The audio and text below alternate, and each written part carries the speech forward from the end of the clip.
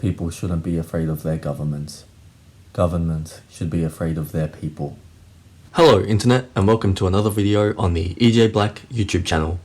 Today I am discussing the differences between the book V for Vendetta and the film adaptation, and why I feel like the book was more impactful than the film.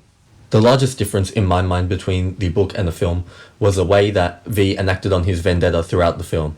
The impact of his schemes and the way that he always seemed ahead of the government in any way that he plotted something was something that really worked to the book's favour. Something like the way that V took vengeance on Louis Prothero during the novel had a much larger impact due to the fact that he used an emotional connection, which in this example was the dolls that Louis had been collecting, to torture the mind of this individual and lead him to a psychotic breakdown where all he can say is, "Mama." Seeing V break down this man who had held him in a concentration camp for so long and doing the same thing to his priceless dolls, showing how one man can care more about dolls and fake life than real human life, really showed the emotional toll that it had on V and the emotional toll that this event had on Louis.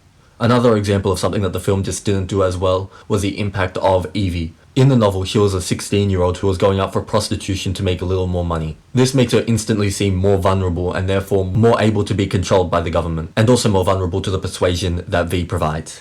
In the film, they made Evie someone who was just going out to see friends. She's in her 20s and she was nowhere near as vulnerable, having a support structure, a social life that isn't just implied but is actually there, and also a job. This makes the impact of Evie in the film seem nowhere near as large as the impact provided by the novel. However, the film did take some things right from the book and even expand upon them in different ways. In the novel, V dies by getting shot by Inspector Finch while stabbing him back. However, after this we see Evie come out with the mask on, showing the idea of the quote earlier in the novel, that ideas are bulletproof. The film's take on this idea is to have V get shot by a bunch of members of the government. However, he is actually being protected by bulletproof clothing, which is where he recites the line that ideas are bulletproof. While I do like the book's take on this a little bit better, I feel like they both represented this idea quite well. While these were only 3 examples, I feel like they kind of show the idea that in the film the characters don't have as much of an emotional impact as in the novel. I found the novel a lot more engaging throughout, however the film was still an enjoyable watch. One thing that people say they prefer about the film than the novel is the overbearing political ideology. However, I feel like in a dystopian novel, the overbearing political ideology is a major part of the message of the novel. This is something that I find much more important than the mindlessness of the film. For example, at the end of the book, we see actual discussions of what amount of government is necessary and how much anarchy is necessary, considering a lot of the text covers the idea of anarchy.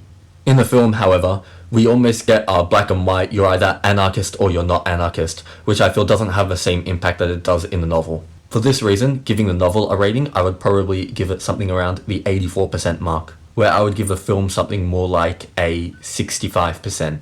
While the film was entertaining enough, I found it a little bit more mindless and not as entertaining as the novel.